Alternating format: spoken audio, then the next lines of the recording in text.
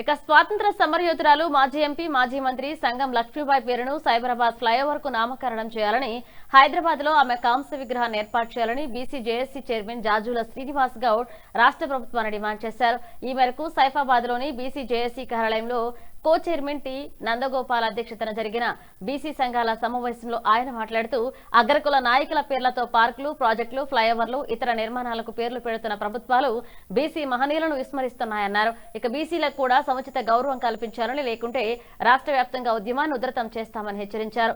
సంగం లక్ష్మీబాయి స్వాతంత్ర పోరాటంలో పాల్గొని జైలు శిక్ష అనుభవించారని, మహిళల విద్యాభివృద్ధికి, అనాథలు, పేదల సంక్షేమానికి విశేష సేవలు అందించారన్నారు.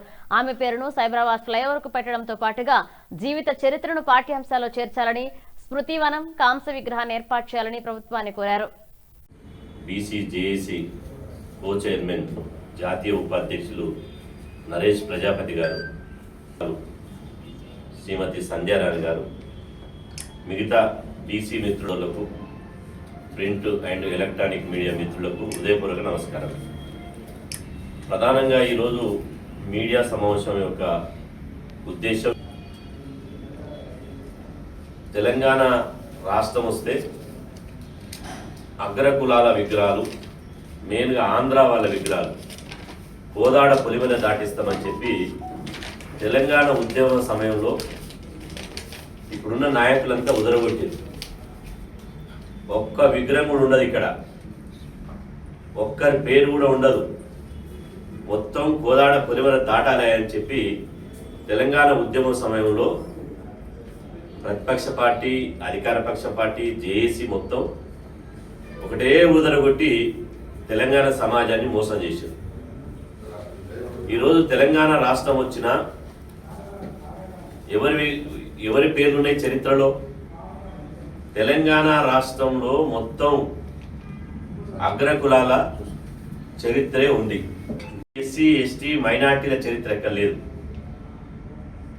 ఈరోజు చరిత్ర లేదు అని చెప్పడానికి ప్రత్యక్ష ఉదాహరణే స్వాతంత్ర సమరయోధురాలు, మాజీ పార్లమెంట్ సభ్యులు, మాజీ మంత్రివర్యులు, అదేవిధంగా మానవతావాది అయినటువంటి శ్రీమతి సంగం లక్ష్మీబాయి గారే ఉదాహరణ. సంగం లక్ష్మీబాయి గారు ఉమ్మడి ఆంధ్రప్రదేశ్ చరిత్రలోనే మొట్టమొదటి మహిళా లోక్సభ సభ్యురాలు, అదేవిధంగా మొట్టమొదటి విద్యాశాఖ మంత్రి, అదేవిధంగా ఆమె మొట్టమొదటి స్వాతంత్ర సమరయోధురాలు. సంగం లక్ష్మీబాయి గారికి ఉన్న అర్హతలు ఈ సమాజంలో ఇంకెవరికి లేవు.